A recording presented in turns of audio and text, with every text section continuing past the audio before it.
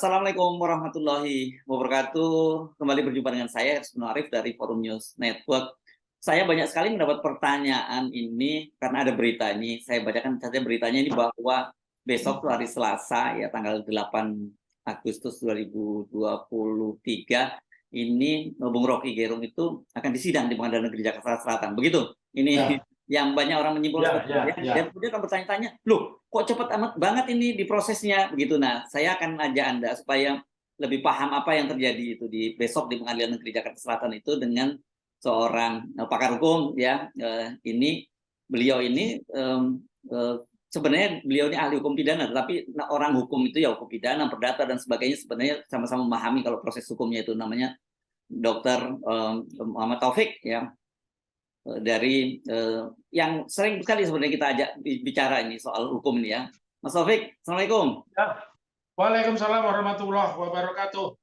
Ya, coba Jesús, ya. coba Anda jelaskan dulu ini apa yang sidang apa itu besok itu sebenarnya yang akan dihadapi oleh Bung Rocky Gerung itu. Ya, memang begini, ada sebuah pemaknaan yang masyarakat awam harus dijelaskan dulu. Ya, Jadi ya. pemahamannya kan mungkin seperti Mas Hersu atau yang lain ya, barangkali, loh, ini diperiksa juga belum, tiba-tiba kok disidang. Ya. Nah, perkara itu ada dua ruangnya. Kalau perkara privat, itu saya tidak cocok dengan seseorang, orang itu langsung saya gugat ke pengadilan, nunggu waktu seminggu atau 2 minggu, itu nanti ada undangan datang dan perkara disidangkan, begitu. Tetapi ada perkara yang tidak bisa lewat mekanisme itu. Itu apa? Menyangkut perkara-perkara yang berurusan dengan hukum publik. Hukum publik dalam hal ini kalau objeknya itu adalah pidatonya atau ucapannya Rocky Gerung, berarti itu kan wilayahnya wilayah pidana publik, tapi pidana karena ada publik yang bukan pidana, misalkan tata usaha negara dan sebagainya. Ini publik tetapi pidana. Lalu pertanyaannya bagaimana kalau persoalan hukum yang ada di ruang publik yang berurusan dengan pidana setidaknya melewati 2 tahapan, sangat panjang begitu, kecuali ada kemauan dari penguasa untuk mensegerakan perkara pidana tersebut. Mekanismenya ada dua. Satu, namanya penyelidikan. Penyelidikan itu serangkaian tindakan penyelidik ya untuk menduga, mengumpulkan alat bukti, menduga terjadinya sebuah peristiwa pidana. Ini layak untuk dijadikan perkara pidana atau tidak, itu namanya penyelidikan. Nanti kalau penyelidikan ini menemukan bukti itu setidaknya 2, saksi ya, saksi dan alat bukti. Mungkin alat buktinya kalau ITE berarti adalah rekaman video begitu ya. Nah, nanti dipanggil saksi-saksi yang nonton acara itu, kemudian ada ahli yang menyimpulkan apakah perkataan ini ada unsur pidananya. Nah, kalau ternyata mereka menyimpulkan ada unsur pidana, gelar itu dinaikkan namanya penyidikan. Penyidikan itu serangkaian tindakan polisi membuat terang yang tadinya menduga itu peristiwa pidana atau tidak, sekarang membuat terang terjadinya tindak pidana. Nah, di sini ini yang harus diwaspadai karena di sini ini udah mulai panggil saksi, kemudian ada yang disita dan ada pemanggilan kepada tersangka. Nah, penyelidikan itu tadi bukan panggilan tapi undangan. Jadi bisa didatangi, bisa tidak. Karena yang dikenal di KUHP itu memang panggilan. Nah, jadi mekanisme yang terjadi di dalam perkara pidana itu tidak semudah seperti perkara privat.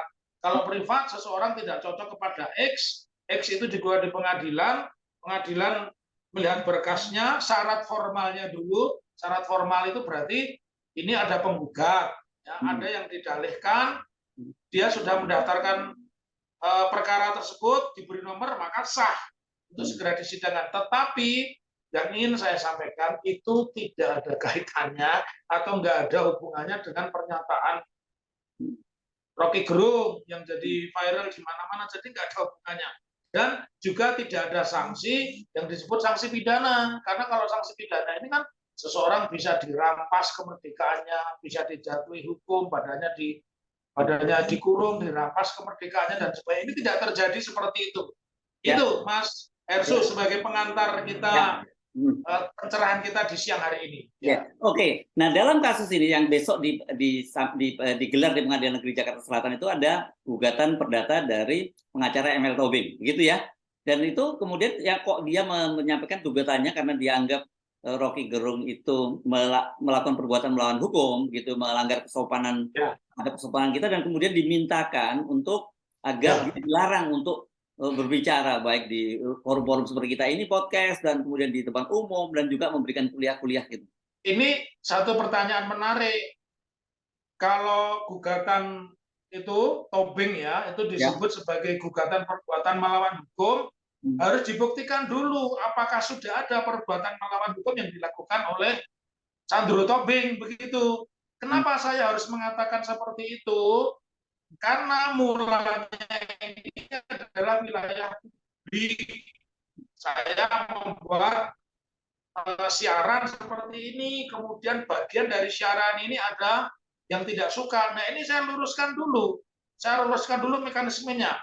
Gugatan perbuatan melawan hukum itu, kalaupun itu basisnya dari pidana, perkaranya tidak bisa lepas dari perkara pokok. Perkara pokoknya adalah ketersinggungan. Pertanyaannya, adakah wilayah ketersinggungan Tobing dengan pernyataan Rocky Gerung? Apakah pernyataan Rocky Gerung itu ditujukan kepada Tobing, kepada Taufik, kepada Hersi Beno Arif? Itu dulu prosesnya. Kalau ada relasi seperti itu, relasi sebab akibat, maka menjadi tepat kalau mereka mengatakan perbuatan melawan hukum. Itu yang pertama, relasinya dulu. Kemudian yang kedua, untuk mengatakan perbuatan melawan hukum, apalagi ini wilayahnya adalah wilayah pidana, ada nggak peran serta negara mendudukkan seseorang telah melakukan perbuatan melawan hukum seperti tadi, diundang, perkaranya diolah, kemudian naik ke penyidikan, dipanggil, dan sebagainya, baru di situ ditentukan dia ini calon orang yang bersalah. Ya, maka panggilannya kan bisa saksi, bisa tersangka, dan kalau ini bukan kejahatan yang sifatnya delik umum, pasti mekanismenya dua, diundang dulu, diolah perkaranya, kalau naik ke penyidikan memenuhi syarat, baru dipanggil. Nah, kembali kepada saya meluruskan tadi, apakah Tobing ini punya relasi antara pernyataannya Rocky dan pernyataan pribadi seorang Tobing? Itu yang pertama. Lalu yang kedua, dia punya alas hukum nggak? Punya legal standing tidak, kedudukan hukum untuk mengajukan gugatan? Kenapa? Ini penting, relasi dan kedudukan hukum ini penting. Kenapa? Karena perbuatan melawan hukum itu kan bunyinya barang siapa melakukan perbuatan hukum merugikan orang lain, maka mewajibkan kepada yang bersangkutan untuk membayar sejumlah kerugian. Nah, pertanyaannya, apakah relasi ini ada, apakah legal standing ini ada, dan apakah unsur perbuatan melawan hukum itu menimbulkan kerugian? Kalau menurut saya, gugatan ini sangat prematur. Pertama, belum pernah dibuktikan apakah ada deskripsi yang kemudian judgement bahwa apa yang dilakukan Rocky Gerung ini masuk kategori perbuatan melawan hukum. Kemudian apakah ada relasi antara yang diucapkan Rocky Gerung ini dengan Tobing? Ya, harus ada relasi itu karena ini privat. Privat itu bukan man to man, ya, tidak bisa, tidak seperti negara. Kemudian yang ketiga, apakah ada alasan atau kedudukan hukum untuk menggugat Rocky Gerung? Menurut saya dari tiga hal tadi jelas belum pernah dilakukan pemeriksaan kepada Rocky Gerung. Yang kedua juga belum ada simpulan kalau perbuatan itu melawan hukum, dan yang ketiga belum ada simpulan ada yang dirugikan. Karena kalau wilayahnya adalah pencemaran nama baik, itu masuk kategori delik aduan. Beda dengan delik umum, pencopetan, korupsi, pembunuhan, perampokan, bukan korban bisa membuat laporan. Tetapi kalau deliknya aduan, negara memberikan ruang tersendiri. Hanya orang yang secara material dirugikan, dia berhak membuat pengaduan. Namanya bukan laporan. Kalau delik umum laporan, kalau delik aduan namanya aduan. Di kepolisian juga seperti itu. Jadi apa yang dilakukan oleh Tobing mengajukan gugatan perbuatan melawan hukum sampai kemudian melarang dia menggunakan hak-hak konstitusional seperti berbicara, podcast, jadi pembicara di seminar. Nah, ini sudah wilayahnya sudah lain lagi. Bahkan saya menginginkan nanti Rocky Gerung mengajukan gugatan balik. Bisa, Mas Hersu. Pada siapa nih? Kepada si penggugat, Oh, kepada oke. Tobing. Dia Hmm. bisa gugatan balik, namanya gugat rekonvensi. Jadi Ah, pada saat nanti, itu kan nanti akan dimulai mediasi dulu. hmm, Jangan membayangkan hiruk pikuk seperti sidangnya HRS ya, hmm. atau Ya, ya. Habib Bahar Smith, tidak. Hmm, Nanti akan dimediasi untuk ketemu. hmm, Kalau tidak mediasi nanti berlanjut sidang, yang namanya Rocky Gerung dengan 3 alasan tadi, tidak ada relasi, tidak ada legal standing, tidak ada secara material dibuktikan, dia justru bisa menggugat balik hmm. kepada Hersu. Tetapi pada Hersu, kepada Tobing. Tobing ya. Tetapi Hmm, saya sebagai orang hukum justru hormat kepada Tobing. Dia hmm, melakukan kanalisasi yang benar, bukan hmm, memarah-marahi, bukan mengeroyok, bukan hmm, menyampaikan hukum adat, dan bukan seperti yang dilakukan oleh Pak Muldoko. Jadi apa yang dilakukan Tobing ini lebih terhormat, lebih bermartabat. hmm. Dan forum ini menarik sekali ketika saya ditanya di wilayah itu. Begitu Mas Hersu. Oke, sebelum ngomong Pak Muldoko, kita lanjutkan dulu ya dalam yang soal Pak ML Tobing ini ya. Oke, oke. Nah, kalau kemudian sebenarnya tidak ada cukup alas hukum yang kuat menggugat itu, mengapa kemudian pengadilan tetap menerima gugatan dari ML Ah, Tobing? ini ada satu asas di dalam perkara perdata di pengadilan. Pengadilan itu tidak boleh menolak perkara. Oh, oke. Hmm. Jadi saya misalkan tidak cocok, tidak kenal sama X, saya menggugat X, perkaranya boleh aja didaftarkan, Oh, ya. gitu. Hmm. Boleh, Hmm. tidak boleh menolak perkara. Tetapi apakah semua gugatan diterima, dalam arti bukan pendaftarannya ya, pendaftaran pasti diterima. Dalam arti apakah nanti sifat putusannya itu gugatan diterima, berarti gugatan dianggap sempurna, atau gugatan eh, tidak dapat diterima, artinya tidak ada alas hukum dan sebagainya, atau gugatan ditolak. Ya, gugatan ditolak itu gugatan tidak sempurna. Nah, Hmm. jadi ada 3 alasan skenario terhadap gugatan PMH. Dan tadi Hmm. memang ada satu pertanyaan krusial tadi, loh, tidak ada hubungan, tidak ada relasi kok. Saya menggugat, persoalannya pengadilan itu dilarang menolak perkara. Jadi mohon maaf, perkara serius, agak serius, perkara abal-abal, semua kalau itu privat, Ya. Mas Hersu ya, itu Hmm. harus dipahami itu privat. Kalau Hmm. privat pengadilan tidak bisa menolak. Apalagi sekarang kan boleh pendaftaran itu bukan boleh, sudah Hmm. bisa dilakukan kalau perdata itu online itu, Mas Hersu. Kan yang Ya. jawab mesin. Hmm. Kalau sudah online semua memenuhi syarat ya sudah, Ya, pendaftaran diterima. Jadi yang diterima hari ini itu bukan gugatannya.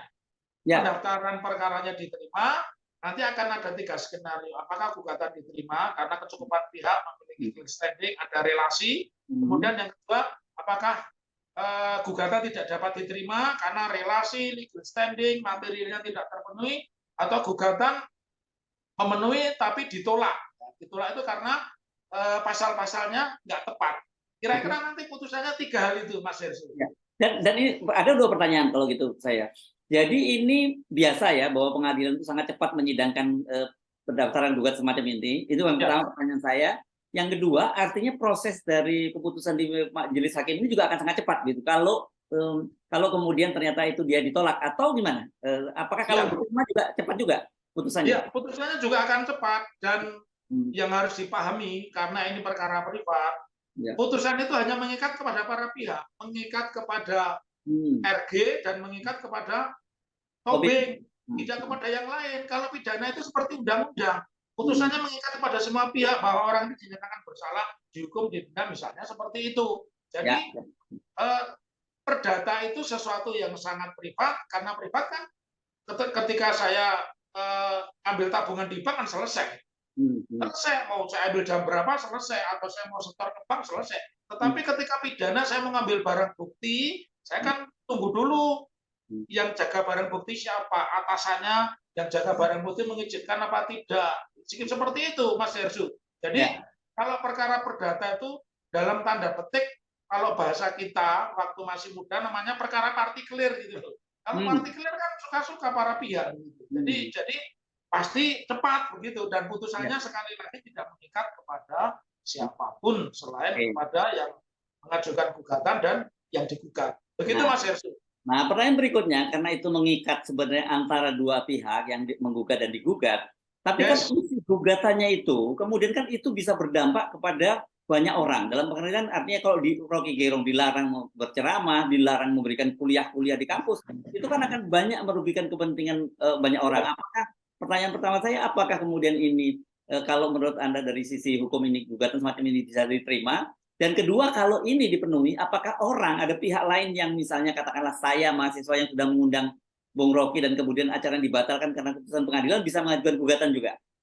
Bisa mengajukan gugatan sama. Jadi karena ini tidak mengikat kepada siapapun selain kepada yang mengajukan gugatan dan yang digugat, pihak ketiga tidak terikat dengan putusan apapun. Nah, contoh yang lebih serius ya, misalnya begini. Nah, sekarang sudah ada surat edaran Mahkamah Agung, hakim dilarang dilarang menerima perkara permohonan nikah beda agama. Andai kata dulu diputus permohonan nikah beda agama diizinkan, maka itu karena mengikat hanya kepada yang mohon dan yang dimohonkan. Itu tidak akan mengikat kepada kantor KUA, kalau gereja juga tidak akan mengikat gereja, tidak akan mengikat kepada kantor Dukcapil, seperti itu Mas Hersu. Jadi ini ya boleh dibilang ya kalau bahasa awam, ini seperti kertas kosong yang tulisannya suka-suka yang membuat tulisan gitu loh Mas Hersu. Tetapi tulisan di kertas kosong yang tadinya kosong ada tulisannya tidak berlaku bagi siapapun dan tidak bisa dijadikan sebagai undang-undang. Begitu, Mas Hersu. Berarti kan nggak bisa dong dia meminta permohonan untuk melarang Rocky Gerung memberikan kuliah, juga ceramah di mana-mana gitu. Tadi kan pertanyaan saya itu, satu itu. Ya. Yang kedua, kalau kemudian ini if ya, dikabulkan oleh pengadilan dan kemudian pengadilan menyatakan oke, karena gugatan ML Tobing ini kemudian Rocky Gerung tidak boleh memberi kuliah, tidak boleh ceramah. Saya sudah kadung mengundang Pak Rocky Gerung dan sudah disetujui oleh Pak Rocky Gerung bilang saya batal menghadiri undangan Anda karena saya tidak boleh oleh pengadilan. Boleh nggak orang yang ini mahasiswa atau pengundang itu kemudian menggugat balik gitu karena dia dirugikan? Persis, pasalnya pun sama, 1365. PNH itu pasti pasalnya 1365. Apa itu? Perbuatan melawan hukum yang mengakibatkan kerugian pada pihak lain mewajibkan kepada yang menerbitkan kerugian mengganti rugi. Seperti itu. Jadi karena namanya privat, ini menjadi bola liar. Cuman bagusnya ini kan tidak menjadi pertarungan otot, ya, pertarungan otak kalau hal ini pertarungan tanpa mengecilkan yang lain. Kalau pertarungan otak, saya yakin RG ini leading lah. Saya aja kadang-kadang kalau diskusi sama dia di media begini aja susah nangkap artinya tekstual ya. Kalau kontekstual kan itu ahlinya RG. Saya sama Mas Hersu kan biasanya bisanya menangkap yang tekstual bukan yang kontekstual. Nah, yang diucapkan RG ini karena dia lebih banyak filsafat kan kontekstual, beda dengan tekstual. Tekstual itu apa kata undang-undang kita ambil alih begitu. Jadi begitu Mas Hersu, siapapun yang dirugikan akibat gugatan Tobing, betul tadi pertanyaan cerdas tadi.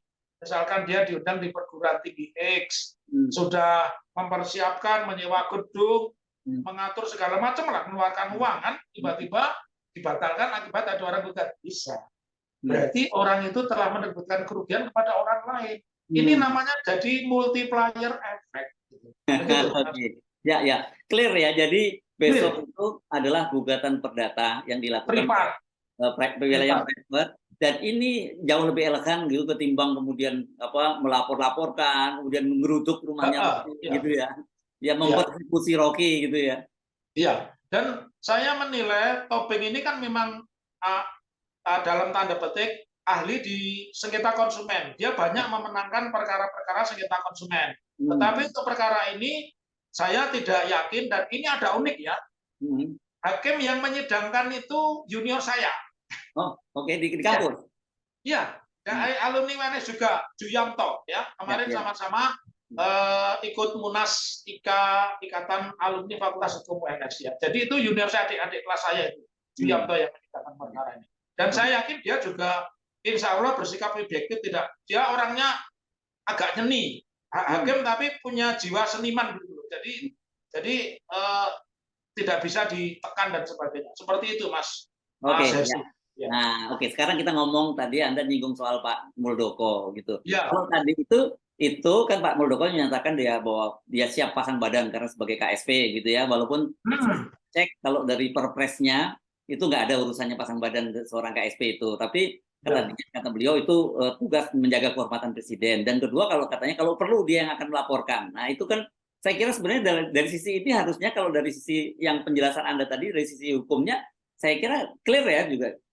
Ya, pertama dipahamkan dulu KSP ini bukan lembaga negara, tidak Hmm. pihak mengatasnamakan negara, apalagi mengatasnamakan presiden, tidak Hmm. bisa. Legal standingnya tidak punya. Yang kedua kaitan relasi, yang namanya pencemaran nama baik, relasinya itu adalah munculnya ketersinggungan orang per orang, karena sifat deliknya bukan delik umum. Delik aduan, kalau delik umum misalkan ada pencopetan di bis, yang kecopetan takut, saya yang tahu, saya bisa mengatakan ini copetnya, boleh, saya bilang seperti itu. Dan saya melaporkan pelaku copetnya ini, karena mungkin yang dicopet perempuan tadi takut, itu boleh. Tetapi dalam relasi aduan, tidak semua orang bisa, maka wilayahnya berbeda. Satu delik umum, berarti umum itu siapapun, whoever, siapapun bisa membuat laporan, dan bahasanya laporan. Tetapi kalau ini aduan, bisanya dengan mengadu. Berarti mengadu itu orang yang merasa dirugikan. Contoh kasus pasal perzinahan. Perzinahan ini yang bisa mengadu suami atau istrinya, orang yang terikat perkawinan yang sah. Orang lain tidak bisa. Nah, apalagi tadi pertama, satu, itu bukan lembaga kenegaraan, ya. Ya, Kemudian yang perpres ya, kedua, soalnya dia bukan konstitusi, tidak dalam konstitusi ya lembaga ini ya. ya, Bentuknya ya, hanya perpres ya, berdasarkan perpres iya, saja. iya, itu bukan lembaga kenegaraan. Nah, Hmm. lalu yang kedua, saya malah kasihan kalau dia mau pasang badan. Hmm. Kalau saran saya ini, Mas Hersu, kalau saya boleh menyarankan, pasang badannya di Papua kepada OPM, itu saya malah akan mendukung. Ngapain pasang badan kepada Rocky Gerung? Rocky Gerung itu adu Otak. IQ, adu Ya, ya. kecerdasan, dan Hmm. Jadi beberapa pasang hal. otak ya, bukan pasang badan ya, kayak Pak Dim bilangnya begitu ya, pasang otak gitu ya. Bukan, jangan pasang badan, pasang otak dong. Pasang Ya, otak. ya, ya. Kalau pasang badan ya kepada OPM itu, ya, Hmm. kepada OPM atau siapapun yang melakukan kegiatan separatisme lah. Nah, kembali kepada tadi relasi. Jadi nggak ada relasi yang menyebabkan seorang Muldoko itu mengambil alih presiden. Orang di banyak kesempatan yang saya kutip di beberapa media itu Pak Jokowi tidak tersinggung kok dengan pernyataan Rocky Gerung. Dia akan, saya lebih kepada urusan negara saja masih banyak, masa saya ngurusi Rocky Gerung, kan begitu. Nah, dengan sikap Muldoko ini, sadar atau tidak sadar, sebenarnya negara ini sedang galau. Negara tidak punya sentral figur yang bisa meluruskan peristiwa ini, masuk peristiwa privat, peristiwa publik, apakah ini harus disikapi negara ataukah ini urusan pribadi masing-masing. Dan yang ketiga yang paling parah, secara konstitusional saya sampaikan di ruangan ini, dengan putusan Mahkamah Konstitusi nomor 013/22/2006, ya, perkara yang semula penghinaan terhadap kepala negara itu semula delik umum sudah diturunkan menjadi delik aduan. Jadi 134 itu semula delik umum, tentara, polisi, jaksa, pokoknya siapapun bisa. Nah, ini kan kebalik, dan jangan memaksa. Makanya saya sebagai orang yang tiap hari bacaan saya hukum, saya sedih. Cekal Rocky Gerung, tangkap Rocky Gerung, adili dengan hukum adat. Tidak ada wilayah-wilayah itu. Rocky Gerung sampai hari ini itu tetap menjadi orang merdeka, Mas Hersu. Jadi jangan mengambil alih peran negara, karena tidak bisa peran negara diambil alih. Dan itu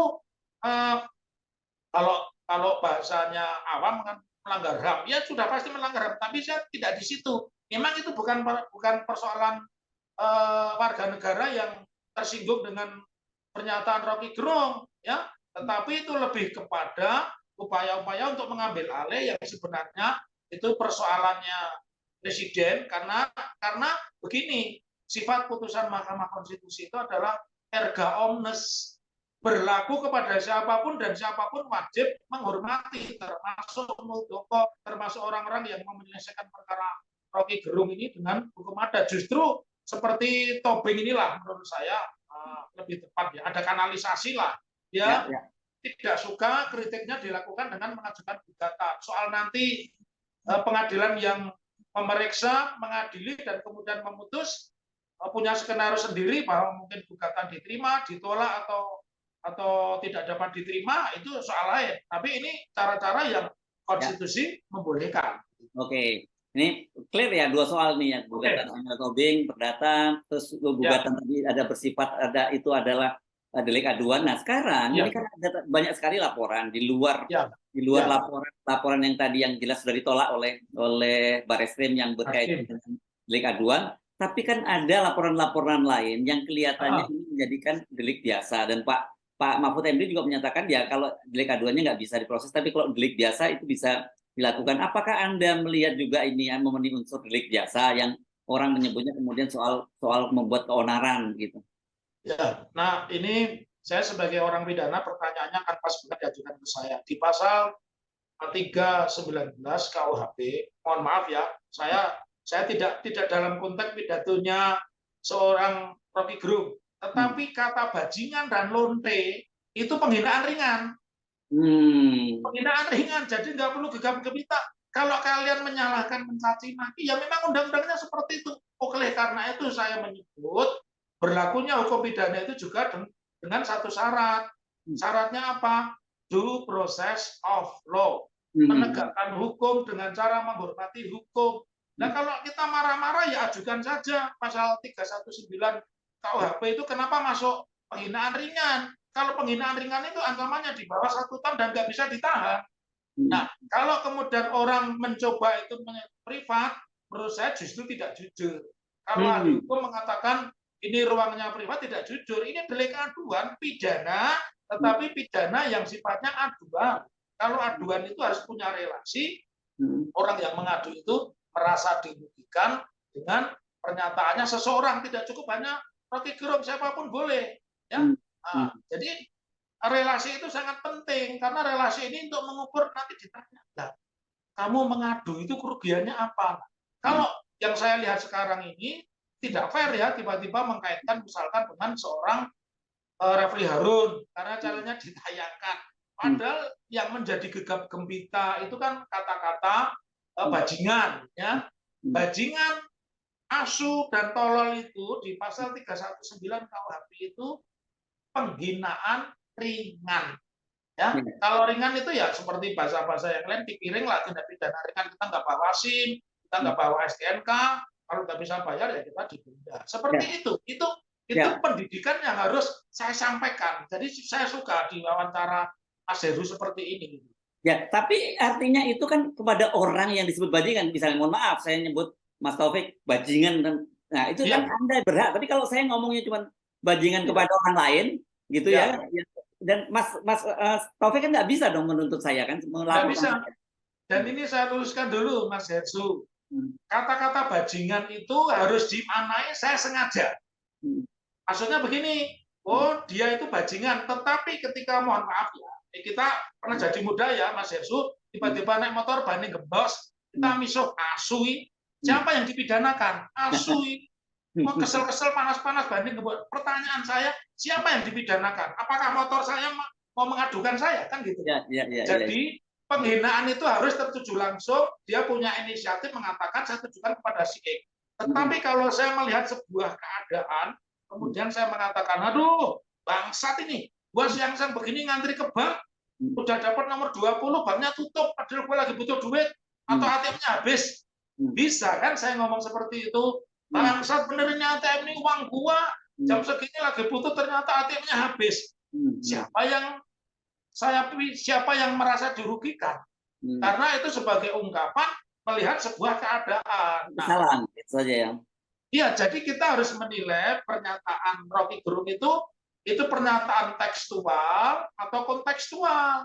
Itu kan yang harus dinilai. Nggak bisa kita menilai sebuah pidato dicari hanya yang unsur bajingan dan sebagainya, nggak bisa. Ya, kalau hanya mengatakan bajingan tidak tertuju kepada si X, si B itu hanya kepada sifat, ya seperti tadi, sudah jam siang 12, belum makan, motor saya motor saya mogok, saya bilang asli, motornya kok mogok barang. Jadi kalau yang balik kepada kasusnya Bung Rocky, jadi tidak bisa digeser dari delik aduan menjadi delik biasa, begitu ya kesimpulannya? Nggak bisa. Kalau kemudian dicari-cari undang-undang ITE menyebar kebencian kepada siapa? Karena pasalnya jelas dan putusan Mahkamah Konstitusi itu sudah mendelegitimasi dari delik penghinaan pejabat negara turun kepada delik pribadi. Kenapa ini sejarahnya panjang? Kenapa dulu pasal penghinaan terhadap presiden ini ada? Karena dulu kita dijajah oleh Belanda. Belanda menggunakan hukum Wetboek van Strafrecht. Tetapi di Indonya Belanda, betul, kita menghina kepala negara itu menghina Ratu Wilhelmina, betul. Tetapi tidak ada pasal di Belanda itu menghina pejabat negara. Siapa pejabat negara tertinggi? Perdana Menteri. Nah, Indonesia ini setelah merdeka kan nggak ada raja. Jadi pasal itu sebenarnya hanya berlaku untuk Wilhelmina, tidak berlaku untuk Presiden RI. Oleh karena itu, di 2006 dimunculkanlah gugatan terhadap pasal penghinaan presiden, diturunkan yang semula delik umum menjadi delik aduan, dan kemudian SBY melahirkan Undang-Undang 11 2008 tentang Undang-Undang Informasi dan Transaksi Elektronik. Itu asal usulnya begitu, Mas. Ya, jadi sebenarnya di otak-atik, di bolak-balik sebenarnya pasal ini nggak akan ketemu kecuali satu-satunya hal ya harusnya Pak Jokowi sendiri yang melaporkan. Betul. Ya, jadi gitu. Apa yang diucapkan Barreskrim ketika pertama kali Benny Ramdhani itu mengadu, itu betul. Tetapi ini menjadi persoalan politik ketika menggema, ada aksi di mana-mana. Ya, kita sebagai orang hukum harus bersikap jujur, ya, bersikap fair. Kalau kita benci loh, pasalnya kok cuman penghinaan ringan, ya kamu gugat jadi penghinaan berat, bisa nggak nanti MK mengabulkan, kan begitu, ya?